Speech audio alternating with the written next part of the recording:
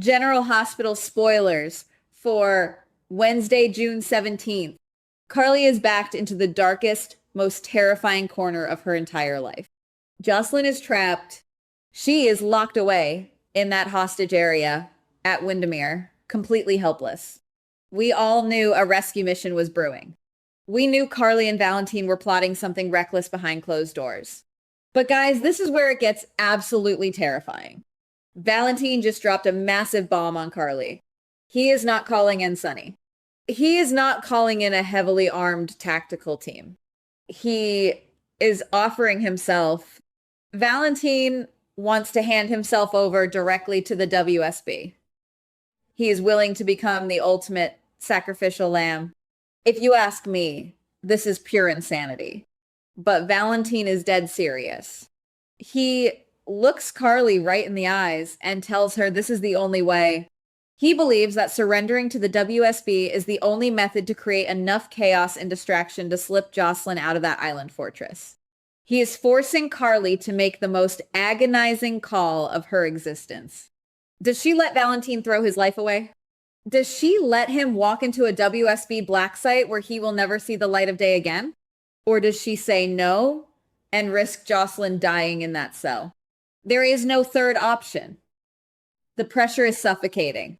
If Carly says yes, she carries the guilt of destroying Valentine and leaving Charlotte without a father.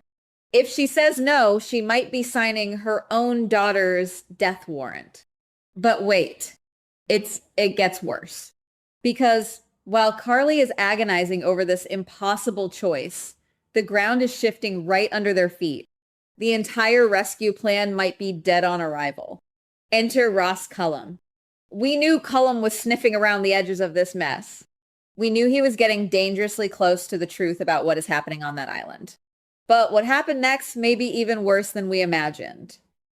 Cullum just stumbled onto a brand new piece of intelligence. A massive leak. A clue that changes the entire trajectory of the hunt for Jocelyn and Valentine. This is not just a rumor floating around the docks. This is actionable, highly dangerous intel. And it threatens to blow Valentine's sacrifice plan completely out of the water. If Cullum moves on this intel before Valentine can actually surrender to the WSB, the whole Windermere rescue mission collapses into dust. Carly and Valentine are operating on borrowed time, and they do not even realize Cullum is already 10 steps ahead of them. They think they control the board. They think they have the element of surprise. They are dead wrong. Cullum's new discovery is a massive game changer. It is the kind of secret that gets people killed. He could raid the island right now. He could corner them all. The dominoes are falling, and they are falling fast. And then everything spiraled. Because while Windermere is turning into a literal death trap, the rest of Port Charles is catching fire in the worst way possible. Let us talk about Nina. Nina is completely losing her mind. She is unhinged right now. She is cornering Jack Brennan, and she is not asking politely anymore. She is demanding action. Nina wants the dirt on Drew Kane. She knows Brennan has the evidence to completely destroy Drew, and she wants it right this second. Nina is growing increasingly desperate. She is pushing Brennan against a wall, practically screaming at him to hand over the files that will ruin Drew's life. But here is the massive problem. Brennan is supposed to be managing the Valentine situation. Brennan is the one who suggested Valentine contact the mysterious contact. By screaming at Brennan and forcing his hand on the Drew Kane evidence, Nina is creating a massive distraction. She is distracting the one man who could possibly help Valentine survive the WSB. Do you see the chain reaction here? Nina's blind obsession with ruining Drew might accidentally get Valentine killed. She has absolutely no idea what is happening at Windermere. She does not know Jocelyn is trapped. She only cares about her own petty vendetta. And that blind spot is going to cost everyone dearly. Her selfish demands are pulling Brennan away from the real crisis. Guys, this is where it gets interesting. Because the chaos is spreading straight from the Metro Court directly to the PCPD. Walk into the police station right now, and it is a total war zone. Dante is losing his temper. He is standing in the middle of the precinct, absolutely furious. He is publicly defending Cassius against severe criticisms and suspicions from ADA Justine Turner. Turner smells blood in the water. She knows Cassius is shady. She knows he is involved in Jen Sidwell's escape. She is pressing hard, trying to crack him. But Dante is not having it. Dante gets right in Turner's face and tells her to back off. The confrontation between Dante and Turner quickly becomes incredibly tense. Dante demands that she focus on her own job instead of interfering in his department. But think about this for a second. Think about what Dante is actually doing. Dante is defending a total fraud. He is defending fake Nathan.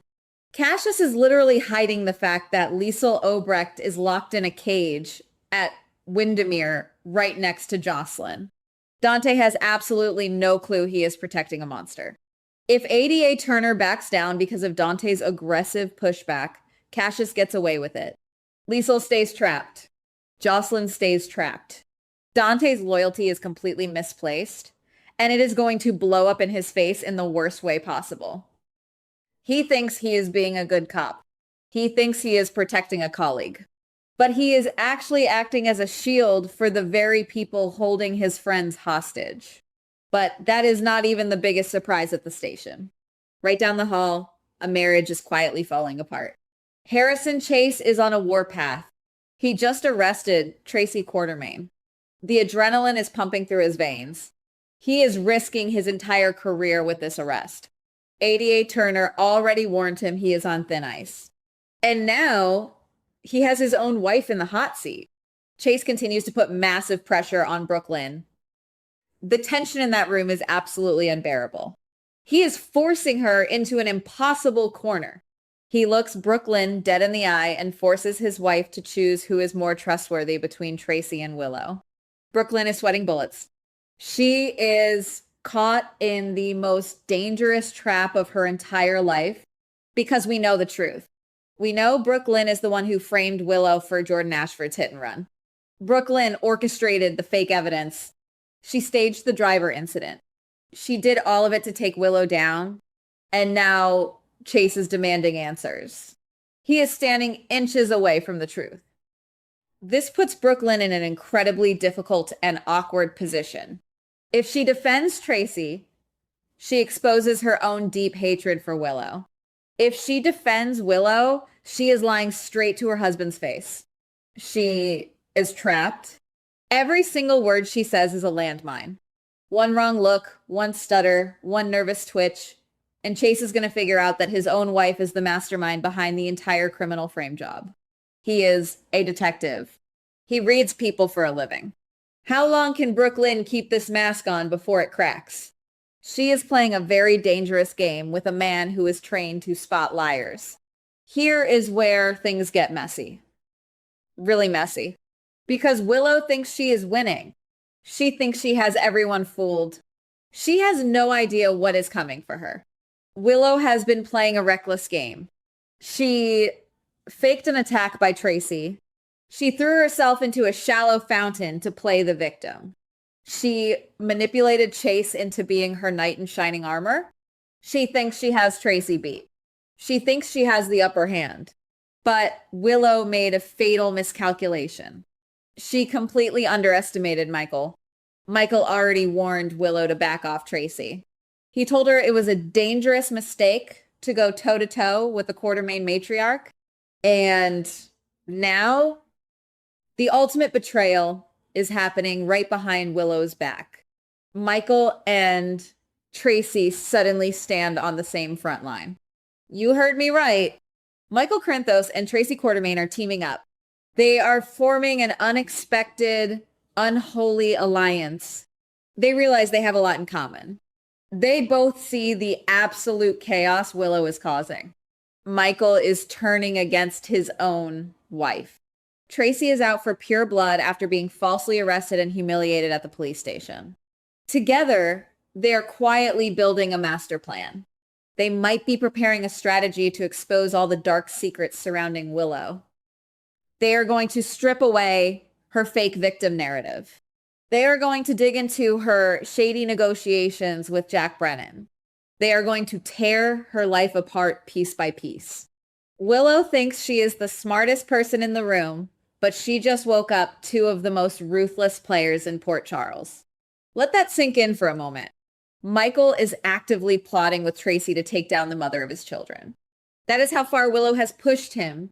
That is how toxic this situation has become. Willow is standing on a trap door, and Michael has his hand right on the lever. When that door opens, Willow is going to fall hard. But let us bring it all back to the most critical crisis of the day. Because while Michael and Tracy plot, while Chase interrogates his wife, while Dante defends a criminal, and while Nina screams about Drew Kane, the clock at Windermere is running out. Cullum is holding that new intelligence. He is looking at the map. He is making his move. Valentine is standing in front of Carly, waiting for her answer.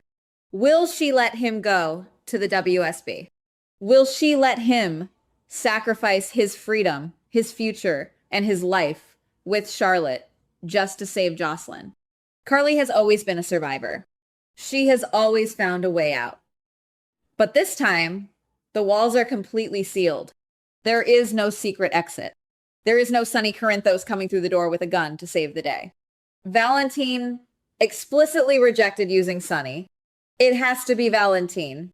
It has to be his sacrifice. The weight of this decision is crushing Carly. You can see the panic in her eyes. She knows that if she agrees to this, she will owe Valentine a debt she can never, ever repay. She will be the reason a little girl loses her father. But if she says no, she will be the reason her own daughter does not make it off that island alive. This is the breaking point. Every single storyline is crashing into each other at maximum speed. Nina's distraction could ruin the WSB drop. Cullum's intel could trigger a bloodbath before Valentine even makes his move. Dante's blind loyalty could keep Liesl locked in that cage forever. And Brooke Lynn's lies could destroy her marriage just as Michael destroys his own. Nobody is safe right now. Everybody is hiding something. Everybody is making the wrong choice for the right reasons. And the fallout is going to be absolutely catastrophic. We are looking at a complete restructuring of power, family, and loyalty in this town. But the biggest question remains completely unanswered.